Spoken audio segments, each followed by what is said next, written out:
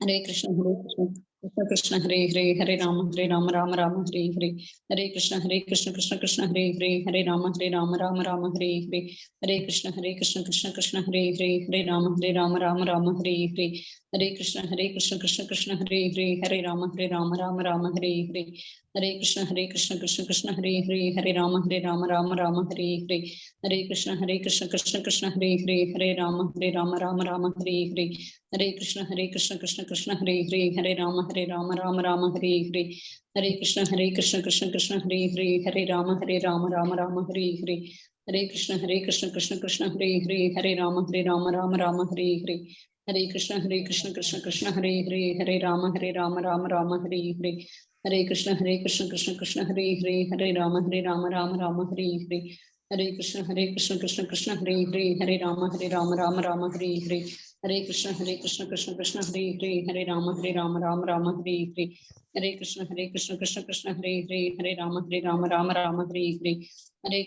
Krishna Krishna Krishna Hare Ram Hare Krishna Krishna Krishna Hare Ram Hare Krishna Krishna Krishna Hare Ram Hare Krishna Krishna Krishna Hare Ram Hare Krishna Krishna Krishna Hare Ram Hare Thank you, Hare Mataji. Krishna Krishna Hare Ram Hare Hare Krishna, Mataji. Thank you very much. இந்த செஷனுக்கு வந்திருக்கிற கிருஷ்ண பக்தர்கள் அனைவருக்கும் என்னுடைய பணிவான வணக்கங்கள். ஓம் நமோ பகவதே வாசுதேவாய. ஓம் நமோ பகவதே வாசுதேவாய. ஓம் நமோ பகவதே வாசுதேவாய. ஓம் அஜ்ஞானதிமிராந்தஸ்ய ஞானாஞ்சலசலாகயா சக்ஷுருன்மிலிதம் கேன தஸ்மை ஸ்ரீகுரவே நமக. नमः ओं विष्णुपादाय कृष्णप्रस्थाय भूतले श्रीमते भक्तिवेदान्त स्वामिनिधि नामिने। नमस्ते सरस्वती देवे गौरवाणी प्रचारिणे निर्विशेष शून्यवादी पास्यता देशतारिणे। जय श्री कृष्ण चैतन्य प्रभो नित्यानंद श्री अद्वैत गदाधर श्रीवासादि गौर भक्त वृंद। हरे कृष्ण कृष्ण कृष्ण हरे हरे हरे राम राम राम हरे हरे हरे कृष्ण कृष्ण कृष्ण हरे हरे हरे राम राम राम हरे हरे हरे कृष्ण कृष्ण कृष्ण हरे हरे हरे राम राम हरे हरे. हरे कृष्णा डिवोटीஸ்,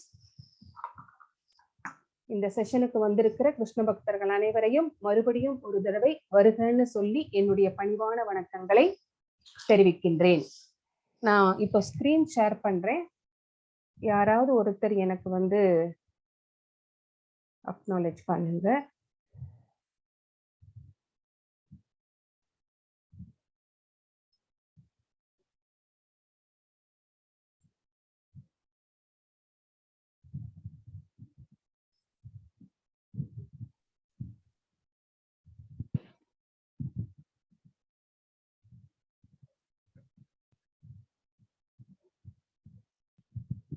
மாதாஜி தெரியறதா? தெரியுது மாதாஜி. தெரியுது Mataji. Okay okay. Hare Krishna.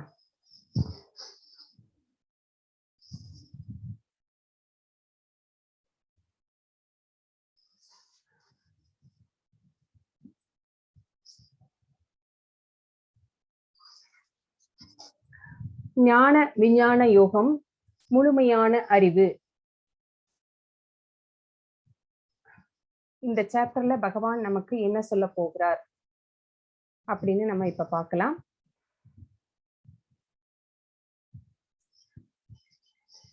Sri Sri Radha Govindar ISKCON பெங்களூருக்கு நம்முடைய பணிவான வணக்கங்களை சமர்ப்பித்து விட்டு இந்த செஷனுக்கு செல்லலாம். ஹரே கிருஷ்ண கிருஷ்ண கிருஷ்ண ஹரே ஹரே, ஹரே ராம ராம ராம ஹரே ஹரே. ஜகத்குரு ஸ்ரீல பிரபுபாதகி ஜெய். அத்தியாயம் நேற்று பார்த்த அத்தியாயத்தினுடைய சுருக்கம் இங்க கொடுத்திருக்காங்க. அஷ்டாங்க யோகாவில் முன்னேறுதல், அஷ்டாங்க யோகத்தின் நிலைகள் என்னென்ன அப்படிங்கறதையும் நம்ம பார்த்தோம். என்னென்ன? யம, நியம, ஆசன, பிராணயாம, பிரத்யாகார, தாரண, தியான, சமாதி அப்படிங்கிற அந்த 8 நிலைகள். இது எப்ப பண்ணினாங்க? இது இந்த யோகத்தை சத்தியோகத்திலே பண்ணி பகவானை அடைவதற்கு முயற்சிகள் செய்தார்கள். சோ இது ரொம்ப கடினமானது அப்படின்னு பகவான் சொல்றாரு. ஏன் மனதை கட்டுப்படுத்த வேண்டும்? மனதை கட்டுப்படுத்தலைன்னா என்ன ஆகும்? கட்டுப்படுத்தினா அது நமக்கு நண்பனாகவும், கட்டுப்படுத்தவில்லை என்றால் அது நமக்கு எதிரியாகவும் இருக்கும் அப்படின்னு பகவான் சொன்னாரு. அந்த மனதை எப்படி கட்டுப்படுத்தலாம் அப்படின்னு சொன்னாரு.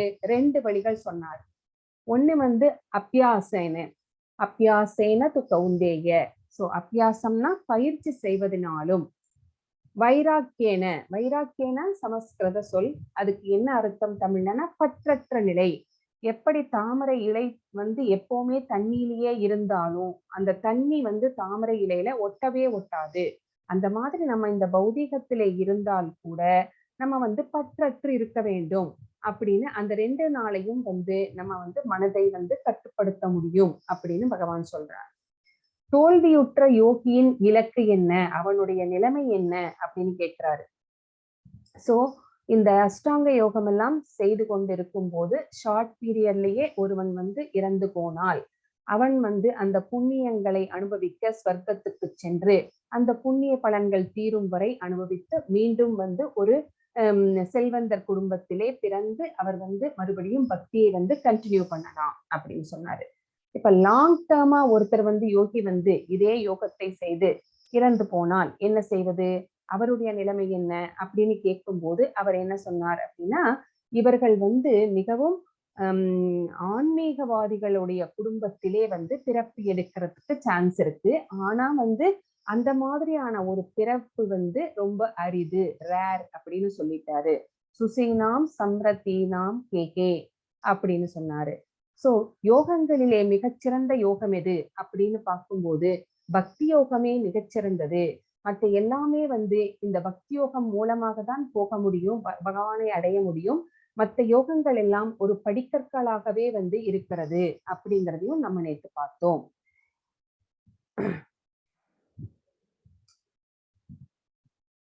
கிருஷ்ணர் பற்றிய அறிவின் மகிமை. இன்னைக்கு நம்ம என்ன பார்க்க போறோம்? கிருஷ்ணரை பற்றிய அறிவு. சோ அப்சல்யூட் நாலேஜ், பகவானை பற்றிய அறிந்து கொள்ளுவதால் என்ன மகிமை. கஷ்டின் மாம்பேத்தி தத்வதக. சோ இதுதான் கீவேர்ட்ஸ். பகவான் கிருஷ்ணருடைய ஆற்றல்கள், அதை பற்றிய அறிவு. பகவானுடைய ஆற்றல்களை நம்மளால எண்ணி பார்க்கவே முடியாது, கற்பனை செய்து கூட பார்க்க முடியாது. சோ அவ்வளவு இருக்கு.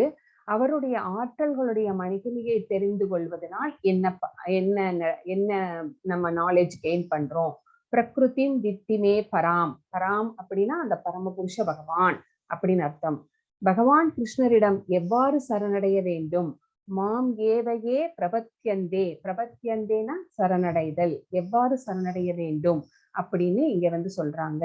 சோ இந்த ஃபுல் சாப்டருமே பார்த்தோம்னா பகவானை கிருஷ்ண பக்தி எப்படி செய்வது அப்படிங்கிறதுக்கு தான் ஒரு எக்ஸாம்பிளாவே இந்த சாப்டர் நம்மளுக்கு இருக்கு. சோ தேவ மற்றும் தேவி வழிபாடு, டெமிகாட்ஸ் வர்ஷிப் பத்தி இங்க சொல்லப்பட்டிருக்கிறது. மயைவ விகிதாங்கி தான். சோ இது கீவேர்ட் இந்த ஸ்லோகத்துல. சோ இங்க என்ன சொல்றாங்க அப்படின்னு நம்ம பார்க்கலாம். ஸ்ரீ பகவானுவாச்ச மையா சக்தமனா பார்த்த யோகம் நுஞ்சன்மதாஸ்ரயக அசம்சயம் சமக்ரம் மாம் யதா ஞாஸ்யசி தச்ருணு. இங்க தஸ்ருணு அப்படிங்கிற வேர்டு வந்து ரொம்ப ரொம்ப இம்பார்ட்டன்ட். என்னிடமிருந்து கேள், ஸ்ருணு சிரவணம். சோ ரொம்ப ரொம்ப முக்கியமான வார்த்தை தச்ருணு, என்னிடமிருந்து கேள் அப்படின்னு பகவான் சொல்றாரு. எதை கேட்க சொல்றாரு அப்படின்னு பார்க்கலாம். புருஷோத்தமரான முழுமுதற் கடவுள் கூறினார், பிரித்தாவின் மகனே, என்னிடம் பற்றுதல் கொண்ட மனதுடன் என்னை பற்றிய முழு உணர்வில் யோகத்தை பயில்வதன் மூலம் என்னை நீ எவ்வாறு சந்தேகம் ஏதுமின்றி முழுமையாக அறிந்து கொள்ளலாம் என்பதை இனி கேட்பாயாக அப்படின்னு சொல்றாரு. சோ என்னிடம் பற்றுதல் கொண்ட உலக பந்தங்களிலெல்லாம் பற்றை அறுத்து விட வேண்டும். அந்த பற்றை மடைமாற்றி பகவான் பக்கம் திருப்பி விட வேண்டும். சோ இப்ப பற்றுதல் வந்து இந்த மாதிரி யோகிகளுக்கெல்லாம் வந்து பற்றுதல் வந்து பகவானிடம்தான் இருக்கும். சோ அப்படிப்பட்ட மனதோடு பகவானை பற்றிய முழு அறிவோடு அப்சல்யூட் நாலேஜ் அதையும் தெரிஞ்சுக்கிட்டு இந்த மாதிரி யோகம் செய்வதன் மூலமாக, இந்த மாதிரி தியானங்கள் செய்வதன் மூலமாக நீ வந்து என்னை வந்து சந்தேகமின்றி முழுமையாக அறிந்து கொள்ளலாம். பகவானை பற்றி அவர் யார், எப்படிப்பட்டவர் அப்படிங்கிறது, நான் யார், ஏன் இங்க வந்திருக்கேன் அப்படிங்கிற ஞானம் எல்லாமே வந்து பரமாத்மா என்பவர் யார், பிரம்மம் என்பது என்ன, பகவான் என்பவர் யார், அருவ பிரம்மம்னா என்ன அப்படிங்கிற எல்லாமே வந்து சந்தேகம் இல்லாமல் வந்து நீ தெரிந்து கொள்ளலாம் அப்படின்னு இங்க வந்து பகவான் வந்து சொல்றாரு. தச்ருணு அப்படிங்கிற வேர்டு ஸ்ரவணம் ஏன் வந்து முக்கியமானது அப்படின்னு கேட்டா, பகவானை பற்றி கேட்பதன் மூலமாகவே நமக்கு என்ன கிடைக்கிறது அப்படின்னா, பகவானை பற்றிய அறிவு நம்மளுக்கு கிடைக்கிறது. சோ அந்த நாலேஜ் வந்து நம்ம கெயின் பண்ணிக்கிறோம். அந்த நாலேஜ் என்ன பண்ணுதுன்னா, நமக்கு ஏற்படுகிற பகவானை பற்றி ஏற்படுகிற சந்தேகங்களை எல்லாம் நிவர்த்தி செய்கிறது. சந்தேகங்கள் எல்லாம் நிவர்த்தி செய்யப்பட்டவுடன் நம்ம பகவான் கிட்ட வந்து அடைக்கலமாகிறோம். ஏன் பகவானை பற்றிய அறிவு நம்மளுக்கு தெரிஞ்சிருக்கு. அவர்தான் எல்லாமே, அவர்தான் பரமபுருஷ பகவான், அவர்தான் ஆதி அப்படிங்கிறது தெரிஞ்சிருக்கு. இந்த பிரபஞ்சங்களை எல்லாம் படைத்து காத்து அழித்து எல்லாமே பண்றவர் அவர்தான். அவரின்றி ஒரு அணுவும் அசையாது. சோ அவர்தான் காசஸ் ஆஃப் ஆல் காசஸ் அப்படிங்கிறது நம்மளுக்கு தெரிஞ்சிருக்கு. பிரம்ம சம்ஹிதை கூட சொல்லுகிறது, ஈஸ்வர பரம கிருஷ்ண சச்சித்தானந்த விக்கிரகம் அநாதிராதிர் கோவிந்தம் சர்வகாரண காரணம். So causes of all causes, எல்லா எது நடந்தாலும் சரி அதுக்கு காரணம் வந்து பகவான் தான் அப்படிங்கிறது வந்து நம்மளுக்கு தெரிஞ்சிருக்கிறதுனால பகவான் கிட்ட வந்து நம்ம அடைக்கலமாகிறோம்.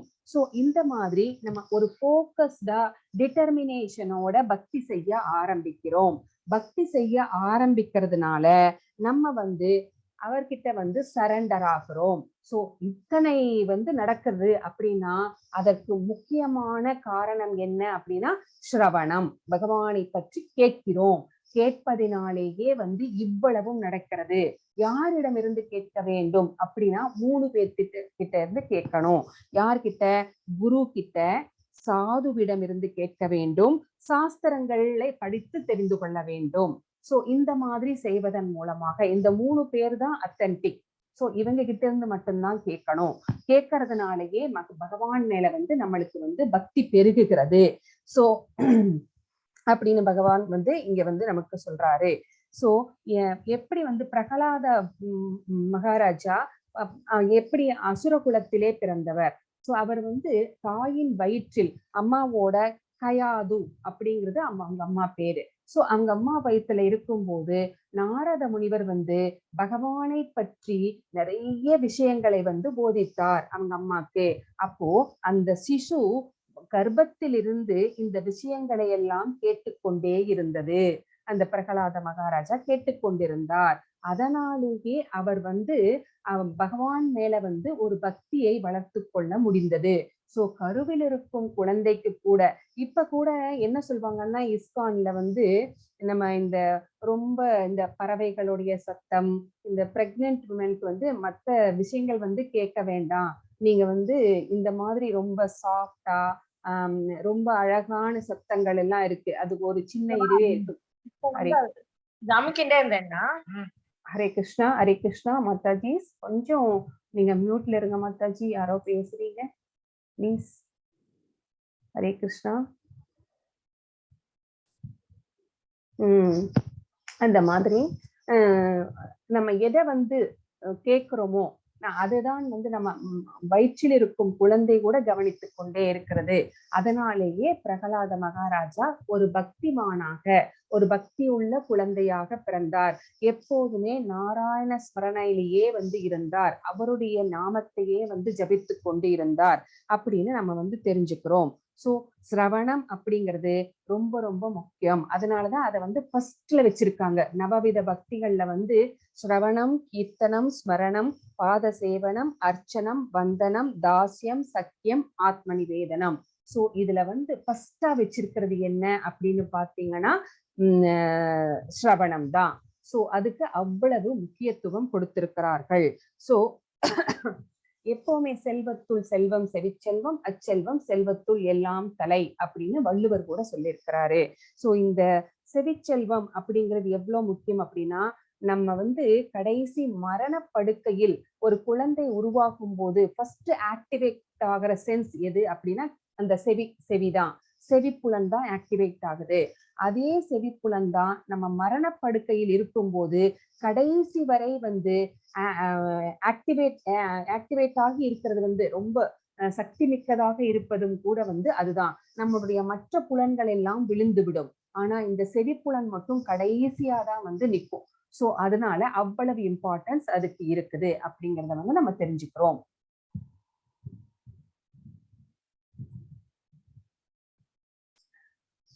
இரண்டாவது ஸ்லோகம் என்ன சொல்கிறது அப்படின்னு நம்ம பார்க்கலாம். ஞானம் தேகம் சவிஞானம் இதம் வக்ஷ்யாம் யசேஷதக யக்ஞாத்வா நேக பூயோன்யத் நாதவ்யம் அவசிஷ்யதே. தற்போது சாதாரண அறிவையும் தெய்வீக அறிவையும் நான் உனக்கு முழுமையாக அறிவிக்கின்றேன். இதனை அறிந்த பின்பு நீ அறிய வேண்டுவது எதுவுமே இருக்காது அப்படின்னு சொல்லிட்டாரு. உனக்கு வந்து நான் இப்ப வந்து கான்பிடென்ஷியல் நாலேஜ், சோ நான் மெட்டீரியல் நாலேஜ் பற்றி, சாதாரண அறிவுனா மெட்டீரியல் இந்த பௌதிக நாலேஜ், தெய்வீக அறிவுனா ஸ்பிரிச்சுவல் நாலேஜ், இது ரெண்டையுமே வந்து நான் உனக்கு எடுத்து சொல்ல போகிறேன். இத வந்து நீ தெரிஞ்சதுக்கு அப்புறம் நீ வேற எதையுமே தெரிஞ்சுக்க வேண்டிய அவசியமே இல்லை. நீ எல்லாம் தெரிந்தவன் ஆகிவிடுவாய் அப்படின்னு வந்து அர்ஜுனரை வந்து இங்க சொல்றாரு. ஏன் வந்து அர்ஜுனருக்கு வந்து இதை போதிக்கிறார் அப்படின்னா, அர்ஜுனர் வந்து கொஞ்சம் கூட பகவான் மேல வந்து பொறாமை இல்லாதவர், அவருடைய நண்பர், சீடர், பக்தர், இத்தனை குவாலிட்டிஸும் வந்து அர்ஜுனருக்கு இருக்கிறதுனாலேயே வந்து பகவான் அர்ஜுனரை தேர்ந்தெடுத்து இந்த கான்பிடென்ஷியல் நாலேஜை வந்து அவருக்கு வந்து போதிக்கிறார். மனுஷ்யானாம் சகஸ்ரேஷு கஷ்யித்யததி சித்தயே யததாம் அபிசித்தானாம் கஷ்சின் மாம் வேதி தத்வதஹ. ஆயிரம் மனிதர்களில் யாரேனும் ஒருவன் பக்குவம் அடைய முயற்சி செய்யலாம். அவ்வாறு பக்குவம் அடைந்தவர்களில் கூட யாரேனும் ஒருவனே என்னை உண்மையாக அறிகின்றான். சோ பகவானை வந்து அறிந்து கொள்ள வேண்டும் அப்படின்னு எத்தனையோ கோடி மக்கள் வந்து இங்க இருக்கிறோம். ஆனாலும் இஸ்கான் வந்து ஃப்ரீயாவே வந்து பகவத் ஞானத்தை நமக்கு வழங்குகிறது. வாங்கன்னு பேஸ்புக்ல, யூடியூப்ல எல்லாத்துலயுமே வந்து நிறைய நம்ம பாக்குறோம் இல்லைங்களா? இந்த மாதிரி இஸ்கான் வந்து ஃப்ரீ கோர்சஸ் நடத்துகிறது அப்படின்னு. ஆனா எத்தனை பேர் வந்து அதுல ஜாயின் ஆகுறாங்க? அப்படியே ஜாயின் ஆகுறவங்க கூட 2 நாள் வந்துட்டு 3ஆவது நாள் வந்து வரமாட்டேங்கிறாங்க. சோ இந்த மாதிரி ஃப்ரீயா கொடுத்தா கூட பகவத் ஞானத்தை வந்து பெற்றுக்கொள்வதற்கு மக்கள் தயாராக இல்லை. கோடானு கோடி மக்கள் இங்க இருக்கிறோம். ஆனாலும் அவர்களுக்கு வந்து அந்த வாய்ப்பை பயன்படுத்தி கொள்ளவும் அப்படிங்கிற அந்த ஞானம் அவர்களுக்கு இல்லை. சோ ஆயிரம் மனிதர்களில் யாரேனும் ஒருவன் பக்குவம் அடைய முயற்சி செய்யலாம். சோ அந்த மாதிரி யோகிகள் வந்து தியானங்கள் செய்து யக்னங்கள் வளர்த்து பகவானை அறிவதற்கு முயற்சி செய்கிறார்கள்.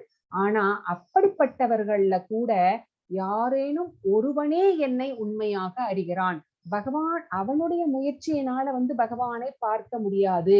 பகவானுடைய கருணை இருந்தால் மட்டுமே அவனுக்கு அவர் வந்து தன்னை ரிவீல் பண்றாரு அப்படிங்கறதுதான் இங்க.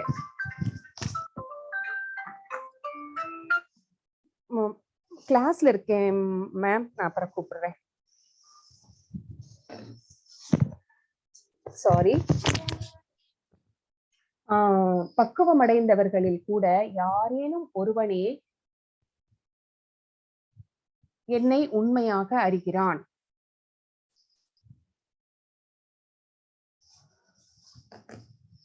நான் பேசுறது உங்களுக்கு கேக்குதா? இன்டர்நெட் அன்ஸ்டேபிள்னு வருது. Is it clear? பிரேக் ஆகுது மாதாஜி. பிரேக் ஆகுது மாதாஜி. பிரேக் ஆகுதா? இப்ப கேக்குறதா? Okay okay okay. அவ்வாறு பக்குவம் அடைந்தவர்களில் கூட யாரேனும் ஒருவனே என்னை உண்மையாக அறிகின்றான் அப்படின்னு இங்க சொல்லப்பட்டிருக்கிறது. பாருங்க, இங்க என்ன பிக்சர்ல கொடுத்திருக்கு அப்படின்னு பார்த்தா, மாரத்தான்ல இவ்வளோ பேர் கலந்துக்கிறாங்க. ஆனா ஜெயிக்கிறது யாரு? ஒரே ஒருத்தர் தான். அந்த மாதிரிதான் எத்தனையோ கோடி மக்கள் இருக்கிறாங்க. அதுல 1000 பேர் முயற்சி செய்தாலும் யாரோ ஒருத்தருக்கு தான் பகவானை பற்றிய ஞானம் கிடைக்கிறது அப்படிங்கிறத நம்ம இங்க தெரிஞ்சுக்கலாம். சோ பூமி ராபோ அனலோ வாயு கம்மனோ புத்திரேவச்ச அகங்கார கிரியம் மே பின்னா பிரகிருதிரஷ்டதா. நிலம், நீர், நெருப்பு, காற்று, ஆகாயம், மனம், புத்தி, அகங்காரம், இந்த 8ம் சேர்ந்ததே எனது பிரிந்த ஜட சக்திகளாகும் அப்படின்னு இங்க பகவான் சொல்றாரு. சோ இங்க நம்மளுக்கு நல்லா தெரியும், நம்மளுடைய ஸ்தூல உடல், சூட்சும உடல். ஸ்தூல உடல் பஞ்சபூதங்களால் ஆனது. இந்த ஃபர்ஸ்ட் 5, நிலம், நீர், நெருப்பு, காற்று, ஆகாயம், ஸ்தூல உடல், இந்த 5ம் சேர்ந்தது. மனம், புத்தி, அகங்காரம் நம்மளுடைய சூட்சும உடல். இந்த 8மே எங்கிருந்து வந்துச்சு அப்படின்னா பகவான் கிட்ட இருந்து பிரிந்து வந்த சக்தி அப்படின்னு நம்ம தெரிஞ்சுக்கிறோம். அது பிரிந்து வந்த சக்தி அப்படின்னா நான் உங்களுக்கு எப்படி விளக்க போறேன் அப்படின்னா, இப்ப MS அம்மா பாட்டு நீங்க கேட்டிருப்பீங்க, MS சுப்லட்சுமி அம்மாவோட பாட்டு.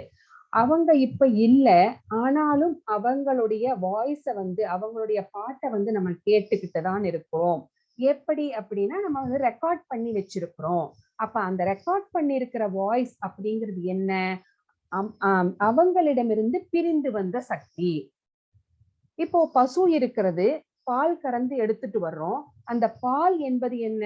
பசுவிடமிருந்து பிரிந்து வந்த சக்தி. ஸ்ரீல பிரபுபாதாவோட சாண்டிங் நம்ம போட்டுக்கிட்டு அதை கேட்டுக்கிட்டே கூடவே நம்ம சாண்ட் பண்றோம். அப்படி பண்றோம் இல்லைங்களா? சோ அந்த அவருடைய வாய்ஸ் அப்படிங்கிறது என்ன? ரெக்கார்ட் பண்ணி வச்சிருக்கோம். அவரிடமிருந்து பிரிந்து வந்த சக்தி. சோ இதுதான் பிரிந்த ஜட சக்தி அப்படின்னு சொல்றோம். பிரிந்த சக்தி அப்படின்னா இப்போ உங்களுக்கு நல்லா புரிஞ்சிருக்கும்னு நினைக்கிறேன். சோ இந்த 8மே பகவானிடமிருந்து பிரிந்து வந்த சக்திகள் தான் அப்படின்னு இந்த ஸ்லோகம் நம்மளுக்கு சொல்கிறது. அபரேயம் இதஸ்வன்யாம் பிரக்ருதிம் வித்தி மே பராம் ஜீவபூதாம் மகாபாகோ யகேதம் காரியதே ஜகத். பலம் பொருந்திய புயங்களை உடைய அர்ஜுனா, இதற்கு அப்பால் என்னுடைய உயர்ந்த சக்தி ஒன்று உள்ளது. சோ அந்த 8 சக்தி பிரிந்த சக்தியை தவிர இன்னொன்னு சொல்றாங்க, பகவான் கிட்ட இருந்து வந்த சக்தி, உயர்ந்த சக்தி ஒன்று உள்ளது. இந்த தாழ்ந்த ஜட இயற்கையினை, அப்போ இந்த இயற்கையை என்ன சொல்றாரு பகவான்? தாழ்ந்த சக்தின்னு சொல்றாரு. இந்த என்விரான்மெண்ட் இருக்கு இல்லைங்களா, இந்த பௌதீக உலகத்தை தாழ்ந்த சக்தின்னு சொல்றாரு. தனது சுயநலத்திற்காக உபயோகிக்கக்கூடிய ஜீவாத்மாக்களை அது உள்ளடக்கியதாகும். சோ இந்த இயற்கை என்பது தாழ்ந்த சக்தி. நாம் எல்லோரும், இந்த உயிர்வாளிகள் அனைவரும், இந்த பிக்சர்ல கொடுத்திருக்காங்க நாய் படம், எல்லா அனிமல்ஸ், சோ மனிதர்கள், இவங்க எல்லாருமே உயர்ந்த சக்தி. இந்த உயர்ந்த சக்தி என்ன பண்ணுது அப்படின்னா, தன்னுடைய சுயநலத்திற்காக இந்த இயற்கையை தவறாக பயன்படுத்துகிறது, எக்ஸ்ப்ளாய்ட் பண்ணுகிறது, எக்ஸ்ப்ளாய்டேஷன். சோ அதனாலேயே நாம் நிறைய துன்பங்களுக்கு, இயற்கை சீற்றங்களுக்கு ஆளாகிறோம் அப்படின்னு இந்த ஸ்லோகம் நம்மளுக்கு சொல்கிறது. ஏதத் யோனீனி பூதானி சர்வாணி த்யுபதாரயக அகம் கிருஷ்ணஸ்ய ஜகத பிரளயஸ்ததா. படைக்கப்பட்டவை அனைத்தும் இந்த இரண்டு இயற்கையையே சார்ந்தவை. இவ்வுலகில் ஜடமாகவும் ஆன்மீகமாகவும் இருப்பவை அனைத்திற்கும் ஆதியும் அந்தமும் நானே என்பதை நிச்சயம் அறிவாயாக. சோ படைக்கப்பட்ட எதெல்லாம் படைக்கப்பட்டிருக்கிறதோ அனைத்துமே ஒண்ணு ஜடமா இருக்கும், இல்லைன்னா ஆன்மீகமா இருக்கும். சோ பகவான் படைத்த எல்லாமே இந்த ரெண்டு கேட்டகரிக்குள்ளதான் வந்துருது. சோ இந்த அனைத்திற்குமே, இந்த ஜடத்திற்கும் சரி இந்த ஆன்மீகத்திற்கும் சரி, யார் ஆதியும் அந்தமுமாக இருக்கிறார் அப்படின்னா பகவான் தான் அப்படின்னு இந்த ஸ்லோகம் நம்மளுக்கு சொல்கிறது. மத்த பரதரம் நான் கிஞ்சித் அஸ்தி தனஞ்சய மயி சர்ப்பமிதம் புரோக்தம் சூத்ரே மணிகணாயிவ. செல்வத்தை வெல்வோனே அப்படின்னு சொல்றாரு பகவான். யாரை பார்த்து? அர்ஜுனரை பார்த்து. ஏன் இப்படி சொன்னாரு அப்படின்னு பார்த்தா, யுதிஷ்டர் அஸ்வமேத யாகம் செய்வதற்கு நம்மளுக்கு தெரியும் நிறைய பொன்னும் பொருளும் தேவைப்படும். அத்தனை செல்வங்களையும் சேகரித்து கொண்டு சேர்த்தவர் இந்த தனஞ்சயன். அதனாலதான் தனம் அப்படின்னாவே செல்வம் இல்லைங்களா?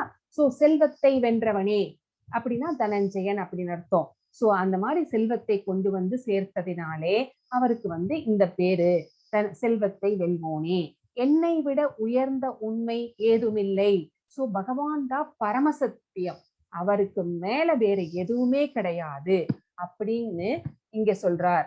நூலில் முத்துக்கள் கோர்க்கப்பட்டுள்ளது போல அனைத்தும் என்னையே சார்ந்துள்ளன. இங்க யார் படுத்துட்டு இருக்கிறார் அப்படின்னா காரண கடலுல விஷ்ணு படுத்துட்டு இருக்கிறார். இந்த விஷ்ணுவின் மயிர்கண்கள், அதாவது இந்த உடம்புல இருக்கிற சின்ன சின்ன துளைகள் மூலமாக இந்த பிரபஞ்சங்கள் எல்லாம் படைக்கப்படுகிறது. இந்த ரவுண்ட் ரவுண்டா இருக்குது பாத்தீங்களா? இது எல்லாமே அண்டங்கள். சரிங்களா? இந்த அண்டங்கள் எங்கிருந்து வருகிறது? பகவானுடைய இந்த ஸ்கின்ல இருக்கிற போர்ஸ் மூலமா வருகிறது வெளியில. சோ இந்த எல்லாமே ஒரு நூலுல ஒரு முத்து எப்படி கோர்க்கப்பட்டிருக்குமோ அந்த மாதிரி இந்த அண்டங்கள் எல்லாமே பகவானுடைய சக்தியினாலேயே நிலைநிறுத்தப்பட்டிருக்கிறது. சோ அது இல்லைன்னா பகவானுடைய சக்தி இல்லைன்னா அந்த அண்டங்கள் விண்வெளியில் நிற்க முடியாது. சோ பகவானுடைய சக்தி ஒன்றே எப்படி நூலில் முத்துக்கள் கோர்க்கப்பட்டிருக்குமோ அந்த மாதிரி அந்த அண்டங்கள் அங்க நிலைநிறுத்தப்பட்டிருக்கிறது அப்படின்னு இந்த ஸ்லோகம் நமக்கு சொல்கிறது. ரசோகம் அப்சு கௌந்தேய பிரபாஸ்மி சசி சூர்யயோ பிரணவ சர்பவேதேசு சப்தக்கே பௌருஷம் ருஷு. குந்தியின் மகனே, நானே நீரின் சுவையும் சூரிய சந்திரர்களின் ஒளியும் வேத மந்திரங்களின் பிரணவ ஒளியும் ஆக இருக்கிறேன். ஆகாயத்தில் சப்தமாகவும் மனிதரில் திறமையாகவும் இருப்பது நானே அப்படின்னு சொல்றாரு. சோ பகவான் என்னென்னவா இருக்கிறாரு அப்படிங்கிறத நம்ம இங்க தெரிஞ்சுக்கிறோம். நம்ம யாராவது கோயம்புத்தூர்காரங்க இருந்தா தெரியும், சிறுவாணி தண்ணிக்கு டேஸ்ட் ஜாஸ்தி அப்படின்னு. அப்போ அதுல இருந்து நம்மளுக்கு என்ன தெரியுது? தண்ணிக்கு டேஸ்ட் இருக்கு அப்படின்னு தெரியுது. சோ அந்த நீரின் சுவையாக இருப்பது யார்? பகவான் தான். சூரிய சந்திரர்களின் ஒளியாக நான் இருக்கிறேன். சோ அந்த வெளிச்சம், சோ சூரிய வெளிச்சம் இல்லைன்னா நமக்கு எதுவுமே இல்லை இல்லைங்களா? சூரிய வெளிச்சமே நம்மளுக்கு சக்தியை கொடுக்கிறது. அந்த சக்தியினாலேயே தாவரங்களும் மனித உயிர்களும் வாழ்கின்றன அப்படின்னு நம்மளுக்கு தெரியும். அந்த முதல் நாள் பார்த்திருப்போம், ஒரு நம்ம வீட்டுல இருக்கிற மரத்துல ஏதாவது ஒரு காய் இருந்துச்சுன்னு வச்சுக்கோங்க, கொய்யா பழமோ மாம்பழமோ இருந்துச்சுன்னு வச்சுக்கோங்க. முதல் நாள் பச்சை கலர்ல இருக்கும். அந்த சூரிய ஒளி அன்னைக்கு பட பட பட அடுத்த நாள் பார்த்தா அது மஞ்சளா மாறி இருக்கும். சோ அந்த மாதிரிதான் சூரிய சந்திரர்களின் ஒளியாக நான் இருக்கிறேன் அப்படின்னு சொல்லியிருக்கிறாரு. சோ இந்த சந்திரனுடைய ஒளி நம்மளுக்கு எவ்வளவு இன்பத்தை கொடுக்கக்கூடியது. நம்முடைய காய்கறிகளுக்கெல்லாம் டேஸ்ட் எப்படி வருது அப்படின்னா அந்த சந்திரனுடைய ஒளியாக பகவான் அந்த காய்கறிகளுக்கு டேஸ்ட கொடுக்கிறாரு, ரசமாக மாறுகிறது அப்படின்னு நம்ம பின்னாடி வர போற சாப்டர்ல பார்ப்போம். சோ வேத மந்திரங்கள் எதுவுமே எந்த பிரணவ மந்திரம் சொல்லிதான் தொடங்கப்படும்? ஓம் அப்படிங்கிற அந்த பிரணவ மந்திரத்தை சொல்லியே வந்து ஆரம்பிக்கப்படும். ஓம் என்பது எதரை வந்து ரெப்ரசன்ட் பண்ணுது? பகவான் கிட்ட நம்ம போய் வேண்டுறோம், பகவானுக்கு வந்து நம்முடைய பணிவான ஒபிசன்ஸை வந்து சமர்ப்பிக்கின்றோம். அததான் வந்து ஓம் அப்படிங்கிறது சொல்கிறது. ஆகாயத்தில் சப்தமாக இருக்கின்றேன். சோ ஆகாயத்துல இடி முழக்கங்கள் எல்லாம் நம்ம கேட்கிறோம். சோ மனிதர்களில் திறமையாக நான் இருக்கிறேன். சோ நம்மளுக்கு ஏதாவது ஒரு ஸ்கில்ஸ் எபிலிட்டி இருக்குன்னா அதுக்கு யார் காரணம் அப்படின்னா, சில பேர் நல்லா பாடுவாங்க, சில பேர் நல்லா வரைவாங்க, சில பேர் நல்லா பேசுவாங்க, சோ டான்ஸ் ஆடுவாங்க. இந்த மாதிரி எபிலிட்டி திறமைகள் வந்து எப்படி அப்படின்னு கேட்டீங்கன்னா, அதுவாக இருப்பது யார்? பகவான் தான் அப்படின்னு நம்ம இங்க சொல்றாரு. அதேதான் டேப்லர் காலமா இங்க கொடுத்திருக்கிறாங்க. தண்ணீரின் சுவையாக இருக்கிறேன், சந்திர சூரியர்களின் ஒளியாக இருக்கிறேன், வேத மந்திரங்களின் ஓமாக இருக்கிறேன், ஈத்தர் அதாவது ஆகாயத்துல ஒளியாக இருக்கிறேன், மனிதனின் திறமையாக இருக்கிறேன், பூமியின் மனமாக இருக்கிறேன். மழை வரப்போகுது அப்படின்னா 2 தூத்தல் விழுந்தோன்னு நீங்க பார்த்திருப்பீங்க, மண்ணுக்கு ஒரு மனம் இருக்கிறது அப்படிங்கிறத. அந்த தீயின் வெப்பமாக இருக்கிறேன், உயிரினங்களுக்கு வாழ்க்கையாக இருக்கிறேன், சன்னியாசிகளுடைய தவமாக இருக்கிறேன், அனைத்து இருப்புகளுக்கும் விதையாக இருக்கிறேன் அப்படிங்கிறாரு. அப்படின்னா என்ன? அனைத்து உயிர்களுக்கும் விதையளிப்பவன் நானே அப்படிங்கிறாரு. பீஜம், பீஜம்னா விதை, விதையளிக்கும் தந்தை நானே அப்படிங்கிறாரு. எல்லா உயிர்களுமே அவரிடமிருந்தே தோன்றி வந்தவைகள் அப்படிங்கிறத இங்க சொல்றாரு. சோ புத்திசாலிகளின் நுண்ணறிவாக இருக்கிறேன். சோ சக்தி வாய்ந்த மனிதர்களின் வலிமையாக நான் இருக்கிறேன். சோ அடுத்ததும் அதேதான், வலிவான ஆர்வம் இல்லாதது. சோ அதேதான் இதுவா கொடுத்திருக்காங்க. மத கொள்கைகளுக்கு முரணானது, செக்ஸ் வாழ்க்கையாக மத கொள்கைகளுக்கு முரணானது அல்ல. அதாவது இல்லற வாழ்க்கை என்பது மத கொள்கைகளுக்கு முரணானது அப்படின்னு நினைச்சுக்க கூடாது. அதுவும் வந்து பகவானாலேயே வந்து அங்கீகரிக்கப்பட்டதுதான். ஆனா எப்படி அப்படின்னா, நம்ம வந்து குழந்தையை பெற்றுக்கொள்வதற்காக நம்ம வந்து வாழ்கிறோம். ஆனா அந்த குழந்தையை வந்து பின்னாடி வந்து கிருஷ்ண பக்தியில் கிருஷ்ண உணர்வு உடையவனாக வந்து அந்த குழந்தை ஆக்க வேண்டும். அதுதான் அந்த பேரண்டோட முதல் கடமை. சோ அது வந்து தப்பானது கிடையாது. மற்ற விஷயங்களுக்காக வந்து அந்த செக்ஸ் வாழ்க்கையில் ஈடுபடக்கூடாது அப்படின்னு வந்து இங்க சொல்றாங்க. 12வது ஸ்லோகம். ஏ சைவ சாத்விகா பாவா ராஜசாஸ்தாமசாசயே மத்த ஏ வேதி தான் வித்தி நத்வகம் தேஷு தேமயி. சோ சத்வம், ரஜஸ், தமஸ் இவற்றில் எந்த வாழ்க்கை நிலையானாலும் அவை எனது சக்தியால் படைக்கப்பட்டவை என்பதை அறிவாயாக. சோ பௌதீக உலகிலே நாம் பிறந்துட்டோம் அப்படின்னா நம்மை 3 குணங்கள் ஆட்படுத்துகிறது. சோ நம்மை வந்து ஆட்கொள்கிறது. அந்த 3 குணங்களுக்கும் நாம் கட்டுப்பட வேண்டி இருக்கிறது. அந்த சக்தி யார் வந்து அந்த சக்தியை படைத்தார்கள் அப்படின்னா பகவான் தான் படைச்சாரு. அது என்னென்ன? சத்துவம், நல்ல குணம்; ரஜஸ், ஆர்வம் ஜாஸ்தி, ஆசை ஜாஸ்தி; தமஸ், சோம்பேறித்தனம். சோ இந்த மாதிரி 3 குணங்களை வந்து பகவானே படைத்தார். ஒரு விதத்தில் நானே எல்லாம் என்ற போதிலும் நான் சுதந்திரமானவன். நான் ஜடையிறக்கின் குணங்களுக்கு உட்பட்டவன் அல்ல, மாறாக அவை எனக்குள் அடக்கம். சோ இந்த குணங்கள் எல்லாம் நான் தான் படைச்சேன். ஆனா இந்த குணங்களால் நான் பாதிக்கப்படுவதில்லை. நான் சுதந்திரமானவன். எப்படி ஒரு டம்ளர் தண்ணியில ஒரு டிராப் எண்ணெய் விட்டுட்டோம் அப்படின்னா 2 ஒண்ணா ஒரே இடத்துலதான் இருக்கு, ஆனா 2 ஒன்னோடு ஒன்று கலப்பதில்லை. அந்த ஆயில் பார்ட்டிக்கல் வந்து இந்த தண்ணீரினால் பாதிக்கப்படுவது இல்லை. அந்த மாதிரிதான் பகவான் வந்து படைச்சார் இந்த 3 குணங்களை. ஆனால் இந்த 3 குணங்களினால் அவர் வந்து பாதிக்கப்படுவதில்லை. அதனால் அவர் வந்து நிர்குணவாதியாக இருக்கிறார், குணங்களினால் பாதிக்கப்படாதவர் அப்படின்னு நம்ம இங்க தெரிஞ்சுக்கிறோம். இந்த 3 லேடிஸ் வந்து 3 குணங்களை வந்து ரெப்ரசன்ட் பண்றாங்க. இந்த 3 குணங்களையும் நம்மீது பாய்ச்சி கொண்டே இருப்பார்கள். சோ இந்த 3 குணங்களும் எல்லா மனிதர்களிடமும் இருக்கிறது.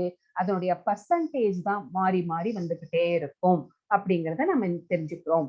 திரிபிர் குணமயை பாவை ஏபி சர்ப்பம் இதம் ஜகத் மோகிதம் நாபி ஜானாதி மாம் கேப்ய பரமப்யயம்.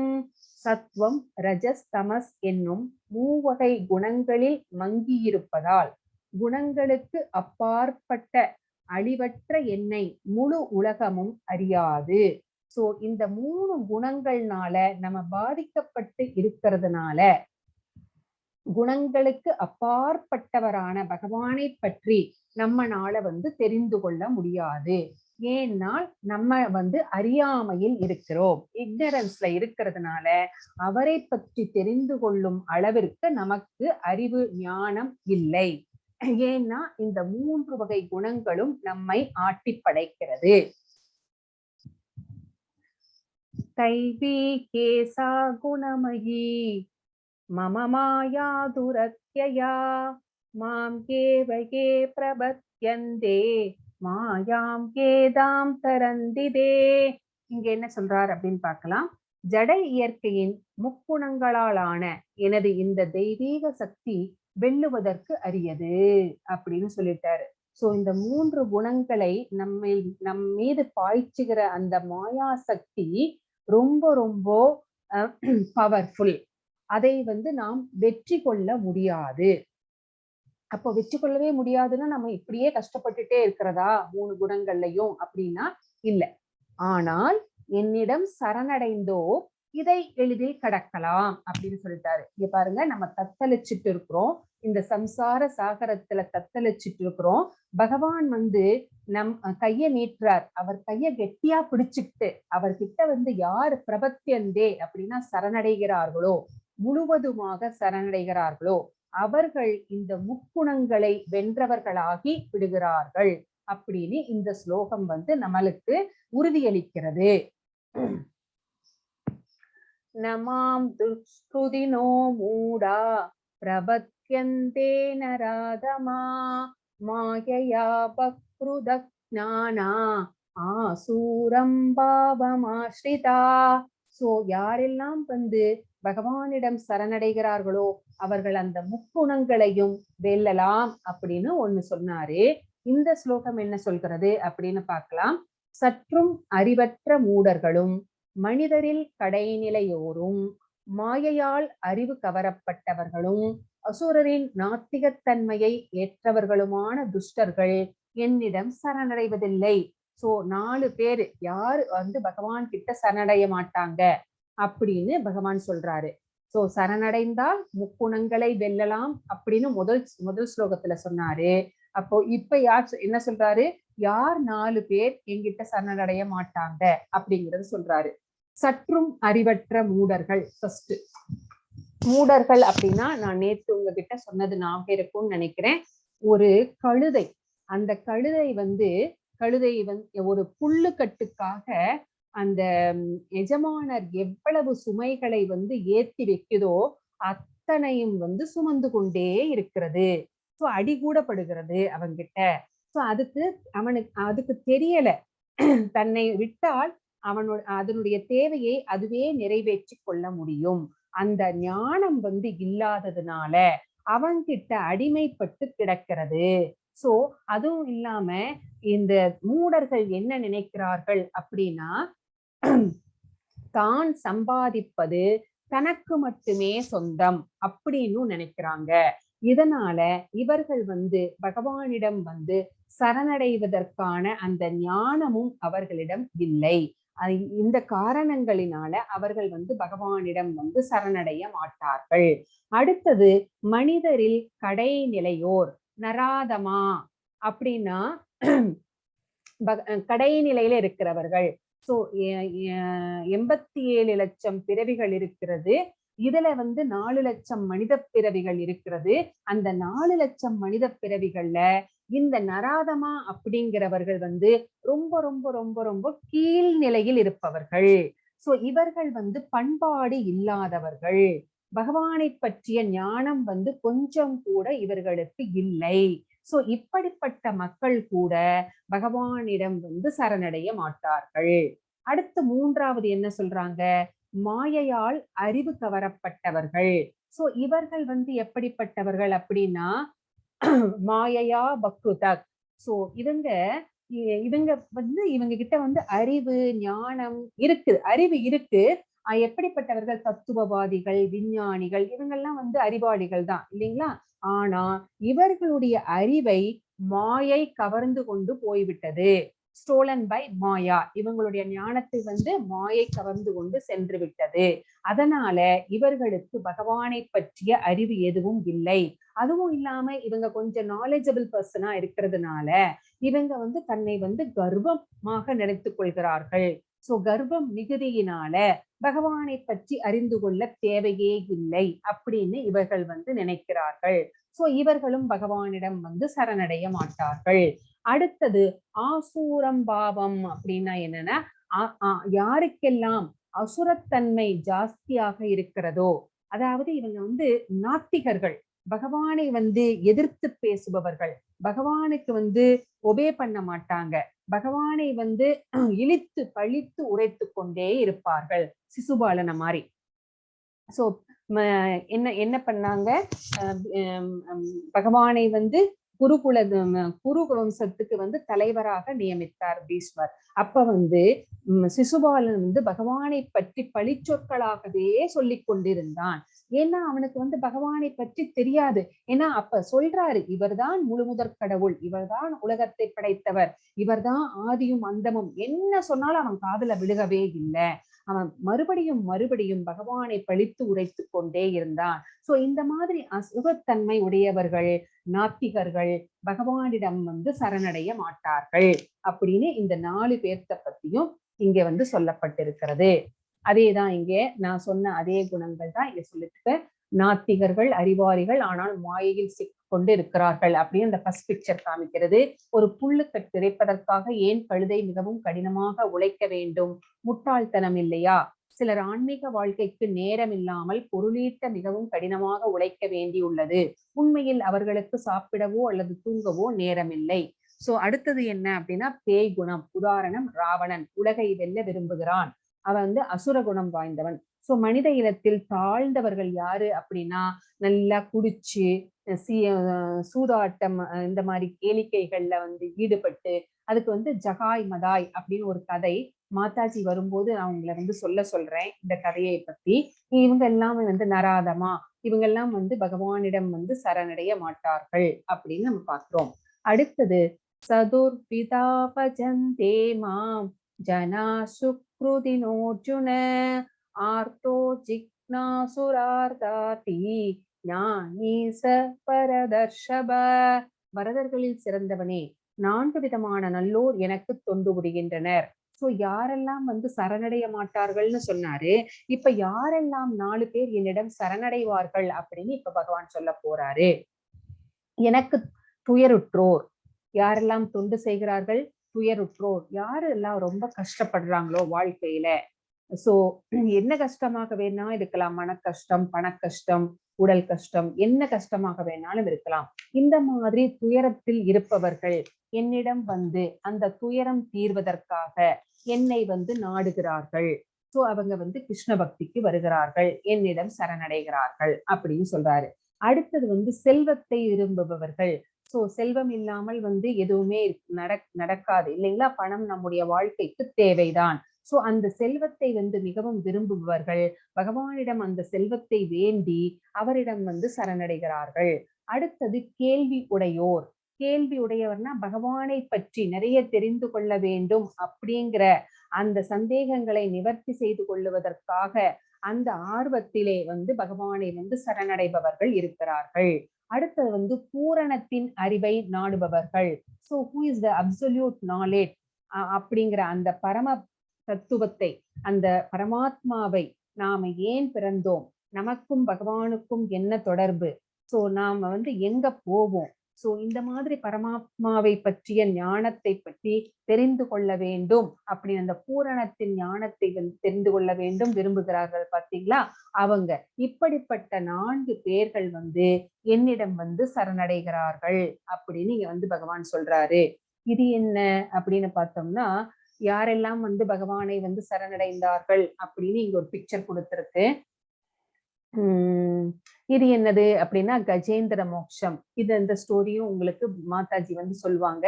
இது வந்து திரௌபதி வஸ்திராபரணம் எப்படி வந்து அந்த சபையிலே வந்து திரௌபதி வந்து அவமானப்படுத்தப்பட்டார் அப்படிங்கறது வந்து விளக்கிற பிக்சர் இது. இது வந்து தேவகி மாதா வந்து அந்த சிறையிலே வந்து இருக்கிறாங்க இல்லைங்களா, அந்த அந்த பிக்சர் இது. இது வந்து பரீட்சித் மகாராஜா, சுகதேவ முனிவர், சுகர் வந்து இவங்களுக்கு வந்து பாகவதத்தை, ஸ்ரீமத் பாகவதத்தை வந்து எடுத்து சொல்கிறார். 7 நாளில் ஒரு பாம்பு தீண்டி உயிரை விட போகிறார் அப்படின்னு தெரிஞ்சதுக்கு அப்புறமா தன்னுடைய நாட்டை வந்து தன்னுடைய பிள்ளைக்கு முடிசூட்டி விட்டு காட்டுக்கு வந்து பகவான் சிந்தனையிலேயே உணவும் நீரும் எதுவுமே இல்லாம ஸ்ரீமத் பாகவதத்தை வந்து சுகதேவ முனிவர் கிட்ட இருந்து வந்து கேட்கிறாரு. இங்க வந்து துருவ மகாராஜா ஸ்டோரி வந்து அதையும் வந்து மாதாஜி வந்து சொல்லுவாங்க. ஒரு சின்ன குழந்தை தன்னுடைய சிற்றன்னை வந்து தன்னுடைய தந்தையின் மடியிலே உட்காரக்கூடாது அப்படின்னு சொன்னதுனால காட்டுக்கு போய் தவம் பண்ணி, அவங்க அம்மா வந்து சொல்லிட்டாங்க, இது ஏன் வந்து நான் அப்பா மடியில உட்காரக்கூடாதா அப்படின்னு கேட்டப்போ, இதுக்கான பதில பகவான் தான்ப்பா சொல்லணும் அப்படின்னு சொல்லி, சரி நான் பகவான் கிட்டயே கேட்டுக்கிறேன்னு சொல்லி காட்டுக்கு போயிட்டாரு. மதுவனத்துக்கு போய் தவம் பண்ண ஆரம்பிச்சுட்டாரு. அந்த ஸ்டோரி எல்லாம் நமக்கு பின்னாடி வருகிறது. அப்ப வந்து நான் உங்களுக்கு விரிவா சொல்றேன். அடுத்தது வந்து ராமர் ஹனுமர் இந்த பிக்சரு. அடுத்து வந்து சூத பௌனிகர் நைமிசாரண்ய முனிவர்களின் கேள்விகள். அதாவது இந்த முனிவர்கள் எல்லாமே உட்கார்ந்துட்டு இங்க வந்து நைமிசாரண்யத்திலே ஸ்ரீமத் பாகவதத்தை பற்றி அவர்களுடைய கேள்விகளை எல்லாம் கேட்கிறார்கள் அப்படிங்கிறதை விளக்கக்கூடிய பிக்சர் தான் இது. தேசாம் ஞாடி நித்ய யுக்த ஏக பக்திர் விசிஷ்யதே பிரியோ ஹி ஞானோ அத்யர்த்தம் அகம் சசமப்ரிய. இவர்களில் முழு ஞானத்துடன் எப்போதும் தூய பக்தி தொண்டில் ஈடுபட்டிருப்பவனே சிறந்தவன். சோ இப்ப சொன்னதுல நம்ம வந்து யாரெல்லாம் வந்து பகவானை பற்றி தெரிந்து கொண்டு அவருக்கு பக்தி தொண்டு செய்கிறார்களோ அவரே வந்து சிறந்தவர்கள். ஏனெனில் நான் அவனுக்கு மிகவும் பிரியமானவன். நான்னா எனக்கு அவனுக்கு வந்து ரொம்ப பிடிக்கும், அவனும் எனக்கு ரொம்ப பிடிக்கும், அவனையும் எனக்கு ரொம்ப பிடிக்கும் அப்படின்னு சொல்றாரு. அப்போ பகவானுக்கு பிரியமானவன் யார் அப்படிங்கிற கொஸ்டினுக்கு இந்த 7.17 வந்து பதில் சொல்கிறது. யாரெல்லாம் பகவானை பற்றிய முழு ஞானத்துடன் அவருக்கு வந்து டிவோஷனல் சர்வீஸ் பண்றாங்களோ அவர்தான் அவருக்கு பிரியமானவராக இருக்கிறார் அப்படிங்கிறது நம்ம தெரிஞ்சுக்கிறோம். பகூனாம் ஜன்மனாம் அந்தே ஞானவான் மாம் பிரபத்யதே வாசுதேவ சர்வமிதி சமஹாத்மா சுதுர்லபக. இது ரொம்ப முக்கியமான ஸ்லோகம். இது பற்பல பிறவிகளுக்கு பின் உண்மையான அறிவுடையவன், எல்லா காரணங்களுக்கும் காரணமாக எல்லாமாக என்னை அறிந்து என்னிடம் சரணடைகிறான். அத்தகைய மகாத்மா மிகவும் அரிதானவன். சோ பகவானை அறிந்து கொள்வது அப்படின்னு ஒரே பிறவியில நடக்காது. நம்ம எத்தனையோ பிறவிகள் எடுத்துதான் பகவானை வந்து அடைய முடியும். சோ அந்த மாதிரி பகவானை பற்றி உண்மையாக தெரிந்து கொண்டவன், அந்த நாலேஜை கெயின் பண்ணவன், என்னை பத்தி என்னென்னலாம் தெரிஞ்சுக்கிறான், நானேதான் காசஸ் ஆஃப் ஆல் காசஸ், காரணங்களுக்கெல்லாம் காரணம், இந்த உலகிலே எதெல்லாம் நடக்கிறதோ அத்தனைக்கும் காரணம் நானே அப்படின்னு எல்லாமாக என்னை அறிந்து கொண்டு அவன் என்னிடமே சரணடைகிறான். ஆனா அப்படிப்பட்ட மகாத்மா வந்து ரொம்ப ரேர் அப்படின்னு சொல்றாரு. எல்லாத்தையுமே தெரிஞ்சுட்டு சரணடைவர் வந்து ரொம்ப ரேர் அப்படின்னு இங்கே பகவான் சொல்லிட்டாரு. காமைஸ்தைஸ்தைர்க்ருதஞானா பிரபத்யந்தேன்ய தேவதா தம் தம் நியமமாஸ்தாய பிரக்ருத்யா நியதாஸ்வயா. ஜட ஆசைகளால் அறிவை இழந்தவர்கள் தேவர்களிடம் சரணடைந்து தங்களது இயற்கைக்கு ஏற்ற வழிபாட்டு முறைகளையும் நியமங்களையும் பின்பற்றுகின்றனர். சோ இப்ப நம்ம எல்லாம் பௌதீகத்துல இருக்கோம். நமக்கு ஆசைகள் இருக்கா அப்படின்னா எஸ் இருக்கு, ஆசைகள் இல்லாம இருக்க முடியாது. அந்த ஆசைகளை நிறைவேற்றி கொள்வதற்காக நம்ம வந்து நமக்கு பிடிச்ச தெய்வங்கள் கிட்ட போய் வேண்டுகிறோம். சோ சரணடைந்து அந்த தேவர்களிடம் நம்ம சரணடைந்து நம்மளுடைய இயற்கைக்கு ஏற்ப, நம்மளுடைய சுபாவத்திற்கு ஏற்ப ஒரு கடவுளை வந்து தேர்ந்தெடுத்து அவர்களுக்கு என்னென்ன செய்ய வேண்டுமோ, இப்போ வந்து அம்பாள் அப்படின்னா வந்து புடவை சாத்துறேன், எலுமிச்சம்பழம் விளக்கு போடுறேன், அப்புறம் வந்து பிள்ளையாருக்கு 108 தேங்காய் உடைக்கிறேன். இந்த மாதிரி நம்மளுக்கு நிறைய வேண்டுதல்கள்லாம் இருக்கு, நம்ம செஞ்சுக்கிட்டதா இருக்கிறோம். சோ இந்த மாதிரி எல்லாம் அவர்களை வந்து நியமங்களை பின்பற்றி அவர்களை சரணடைந்து நம்ம வந்து நம்மளுடைய கோரிக்கைகளை நாம் நிறைவேற்றி கொள்கிறோம். அடுத்த ஸ்லோகம் என்ன சொல்கிறது? யோ யோ யாம் யாம் தனும் பக்த ஸ்ரத்தையா சிதும் இச்சதி தஸ்ய தஸ்யாசலம் ஸ்ரத்தாம் தாம் ஏவ விததாம்யகம். எல்லோரது இதயத்திலும் நான் பரமாத்மாவாக இருக்கிறேன். தேவர்களை வழிபட வேண்டுமென ஒருவன் விரும்பும் போது அந்த குறிப்பிட்ட தேவனிடம் பக்தி செய்வதற்கான அவனது நம்பிக்கையை நானே பலப்படுத்துகிறேன். சோ ஏதாவது ஒரு கோரிக்கையை நிறைவேற்றி கொள்ளணும் அப்படின்னு நான் போய் அம்பாள் கிட்ட வேண்டணும் அப்படின்னு நான் நினைச்சேன்னா, நம்ம மனசுக்குள்ள இருக்கிற பரமாத்மா அந்த அம்பாள் மேல பக்தி பெருகுவதற்கு பகவானே துணை செய்கிறார்.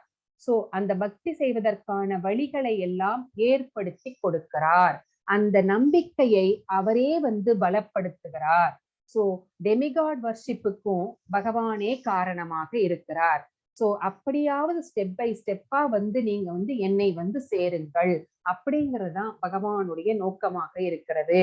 சதயா ஸ்ரத்தையா யுக்த தஸ்யாராதனம் ஈகதே லபதே சதத காமான் மமைவ விகிதான் கிதான். இத்தகைய நம்பிக்கையுடன் இணைந்து அவன் ஒரு குறிப்பிட்ட தேவரை வழிபட்டு தனது ஆசைகளை பூர்த்தி செய்ய முயற்சி செய்கிறான். சோ ஏதாவது ஒரு கடவுளை நம்பி அவரை வந்து என்னென்ன செய்யணுமோ, நியமங்கள் செய்யணுமோ அத்தனையும் செய்து தன்னுடைய ஆசைகளை வந்து பூர்த்தி செய்வதற்காக வந்து வழிபாடு செய்து கொண்டே இருக்கிறான்.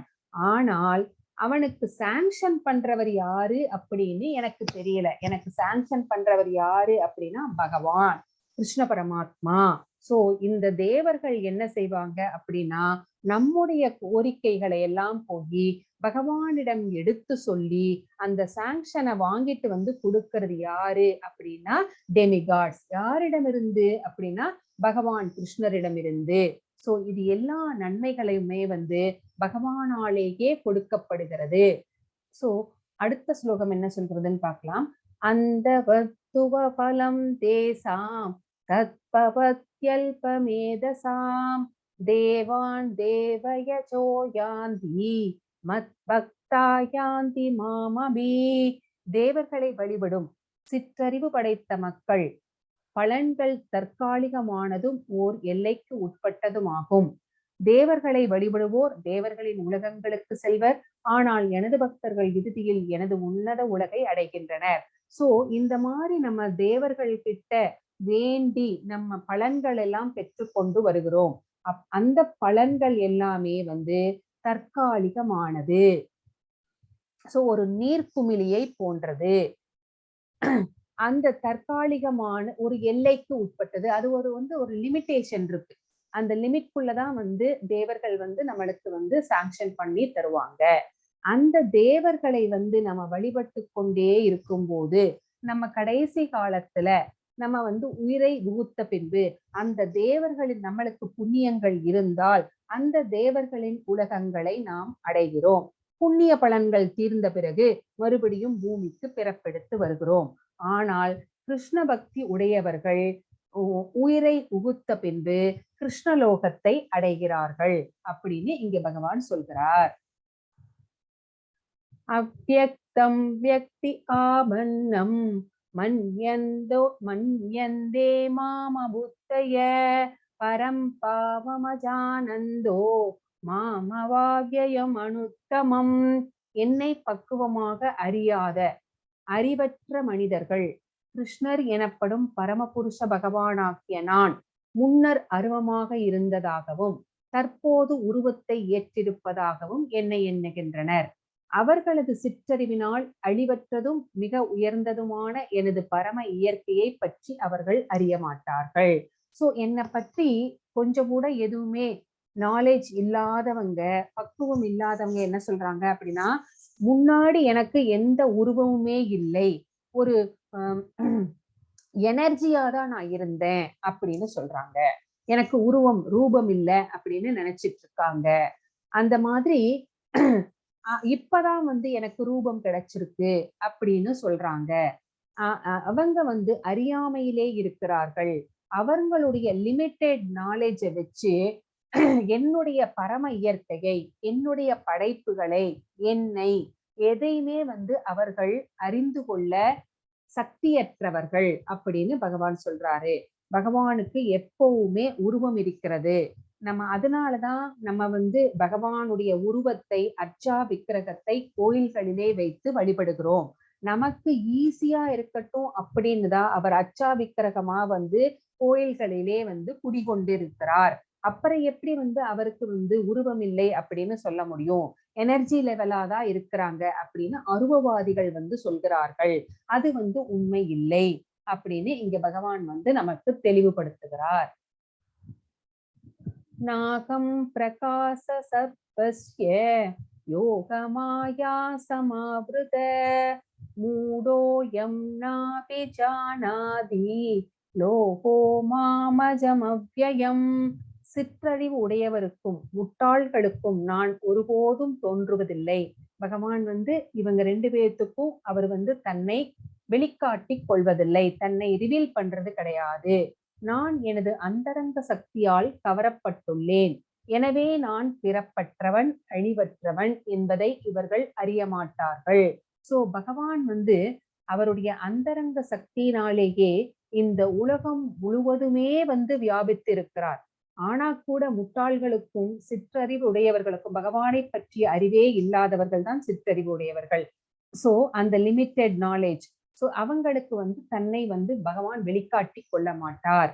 சோ அவர் வந்து பிறப்பற்றவர். எப்ப வந்து அவர் பிறந்தார் அப்படின்னு சொல்ல முடியுமா? சொல்ல முடியாது. சோ அவர் தோற்றமற்றவர், அழிவற்றவர், சோ நித்தியமானவர். சோ அதுதான் வந்து இந்த மாதிரியான உண்மைகளை எல்லாம் இந்த முட்டாள்களும் இந்த சிற்றறிவு உடையவர்களுக்கும் ஒருபோதும் வந்து அவர்கள் அறிந்து கொள்ள முடியாது அப்படின்னு பகவான் இங்க சொல்றாரு. வேதாகம் சமதீதானி வர்த்தமானானி சார்ஜுன பவிஷ்யானி சபூதானி மாம் து வேதன கஷ்யன. அர்ஜுனா, முழுமுதற் கடவுளான நான் கடந்த காலத்தில் நடந்தவை, தற்போது நடப்பவை, இனி நடக்கப் போகின்றவை அனைத்தையும் அறிவேன். நான் எல்லா ஜீவாத்மாக்களையும் நன்கறிவேன். ஆனால் என்னை அறிந்தவர் யாரும் இல்லை அப்படின்னு இங்க பகவான் சொல்றாரு. சோ நமக்கு நேத்து நடந்தது, முந்தா நேத்து நடந்தது எதுவுமே தெரியாது, மறந்துட்டோம் இல்லைங்களா? ரொம்ப மறதி ஜாஸ்தி ஆயிடுச்சு இப்பெல்லாம். ஆனா பகவானுக்கு ஒவ்வொரு ஜீவராசிக்கும் அவர்களுடைய கடந்த காலமும் தெரியும், அவர்களுடைய நிகழ்காலமும் தெரியும், அவர்களுடைய எதிர்காலமும் தெரியும். இப்படி ஞாபகம் வைத்துக் கொள்ள பகவானாலே மட்டும்தான் முடியும். ஏனால் அவர் சர்வ சக்தி படைத்தவர். சோ எல்லாம் இந்த உலகத்துல என்ன நடக்க போகிறது அப்படிங்கிறதும் எல்லாமே தெரியும். ஏன் அப்படின்னா நான் என்ன நினைச்சிட்டு இருக்கேன் அப்படிங்கிறது எனக்கு மட்டும்தான் தெரியும். நான் என்ன நினைச்சிட்டு இருக்கேன்னு உங்கள யாருக்காவது தெரியுமா அப்படின்னா தெரியாது. பகவானுக்கு நான் என்ன நினைக்கிறேன் அப்படிங்கிறதும் தெரியும், நீங்க அத்தனை பேரும் என்ன நினைக்கிறீங்க அப்படிங்கிறதும் தெரியும். ஏன் அப்படின்னா பகவான் நம்ம மனசுல பரமாத்மாவாக உட்கார்ந்து கொண்டிருக்கிறார். அவருக்கு எல்லா ஜீவராசிகளின் கடந்த காலம், நிகழ்காலம், எதிர்காலம் எல்லாமே தெரியும். ஆனா பகவான் என்ன நினைக்கிறார் அப்படின்னு எந்த ஜீவராசிக்குமே கண்டுபிடிக்க முடியாது. அறிந்து கொள்ளும் அளவுக்கு நாம் சக்தி படைத்தவர்களோ அறிவு படைத்தவர்களோ இல்லை அப்படின்னு இங்க வந்து பகவான் சொல்றாரு. ஏசாம் வந்த கதம் பாவம் ஜனானாம் புண்ணிய கர்மணாம் தேத்வந்த மோக நிர்முக்த பஜந்தே மாம் திருடவ்ருதா. முற்பிறவியிலும் இந்த பிறவியிலும் புண்ணிய செயல்களில் ஈடுபட்டு எவர்களது பாவ விளைவுகள் முழுமையாக ஒழிக்கப்பட்டு விட்டதோ, எவர்கள் மயக்கத்தின் இருமையிலிருந்து பூரணமாக விடுபட்டுள்ளார்களோ அவர்களே என்னுடைய பக்தி தொண்டில் மன உறுதியுடன் ஈடுபடுவர். சோ யாரெல்லாம் வந்து பக்தி தொண்டு செய்ய முடியும் அப்படின்னு இந்த ஸ்லோகம் நம்மளுக்கு பதில் சொல்கிறது. சோ யாருடைய முற்பிறவியில் செய்த பாவ புண்ணிய கணக்குகள், இந்த பிறவியில் செய்த பாவ புண்ணிய கணக்குகள் எல்லாமே நல்லிஃபை ஆயிருக்கணும், பேலன்ஸ் வந்து ஜீரோவா இருக்கணும். சோ அந்த மாதிரி ஒழிக்கப்பட்டு விட்டது. அந்த மாதிரி இருக்கிறவர்கள் அது அவங்களுக்கு வந்து டுவாலிட்டிஸே கிடையாது. மான அவமானம், இன்ப துன்பம், நன்மை தீமை அப்படிங்கிறது, பகைவன் நண்பன் அப்படிங்கிற எந்த டுவாலிட்டிஸுமே அவர்களுக்கு கிடையாது. எல்லாத்தையுமே வந்து அவர்கள் வந்து சமமாகவே பாவிப்பார்கள்.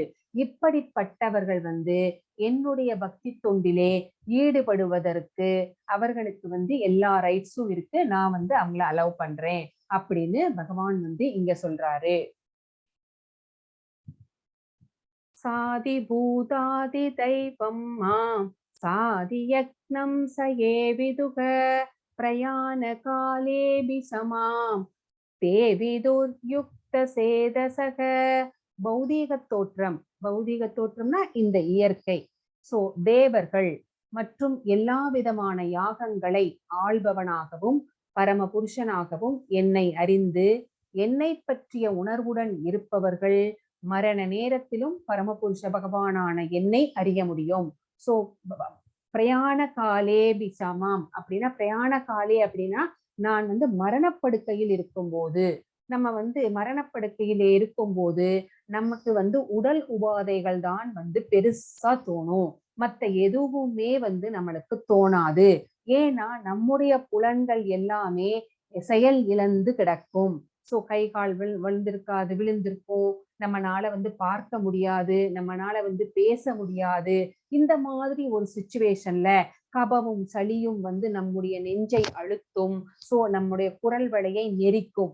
இந்த சிச்சுவேஷன்ல நம்ம இருக்கும்போது, அந்த பிரயாண காலத்துல, அந்த இறக்கும் தருவாயில் இருக்கும்போது பகவானை அறிந்து கொள்ள முடியும். யாருக்கு அப்படின்னா, பௌதீக தோற்றத்தை தோற்றுவித்தவர் பகவானே, தேவர்களையெல்லாம் தோற்றுவித்து அவர்களையெல்லாம் ஆள்பவர் பகவானே. சோ எந்தவித யாகங்கள் செய்தாலும் அந்த புண்ணிய பலன்கள் எல்லாம் போய் சேருவது பகவானிடமே அப்படின்னு பரம புருஷன் பகவானே வந்து ஆதியும் அந்தமும் ஆனவர், அவரே எல்லாத்துக்கும் காரணமானவர் அப்படிங்கிறத வந்து யார் தெரிந்து வைத்து கொண்டிருக்கிறார்களோ அவர்கள்னால வந்து என்னை வந்து பிரயாண காலத்திலும் வந்து அறிந்து கொள்ள முடியும் அப்படின்னு பகவான் வந்து இங்க சொல்றாரு. சோ இந்த அத்தியாயத்தின் சுருக்கம் என்ன அப்படின்னு நம்ம இங்க பாத்திரலாம். கிருஷ்ணரை பற்றிய அறிவின் மகிமை, சோ அப்சல்யூட் நாலேஜ், சோ அதை தெரிந்து கொள்வதனால் என்ன பயன் அப்படின்னு நம்ம பார்த்தோம்.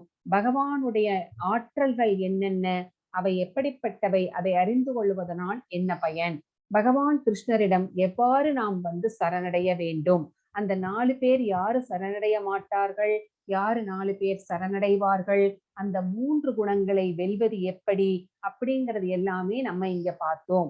அடுத்தது டெமிகாட் வர்ஷிப் பத்தி, தேவிகளை பற்றி வழிபாடு செய்வதனால் நமக்கு என்ன கிடைக்கும், அவர்களை வழிபாடு செய்வதற்காக அந்த எண்ணத்தை கூட பகவான் வந்து பலப்படுத்துகிறார் நம் மனதிலே இருந்து கொண்டு அப்படிங்கிறதையும் நம்ம வந்து இந்த 7th சாப்டர்ல நம்ம தெளிவாகவே பார்த்தோம். இப்போ வந்து நான் ஸ்டாப் ஷேர் பண்றேன். இந்த